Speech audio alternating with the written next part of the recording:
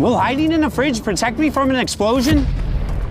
But since I don't want to die, we're going to use this mannequin. Most people think that the metal shell will shield you from the explosion's extreme heat, but that's not the real threat. This right here is what kills you, the air and debris that's moving faster than the fireball. While that's insane, there are really strict laws about where a blast can happen, how far people need to be, and what's called the minimum safe standoff distance. 3, 2, 1.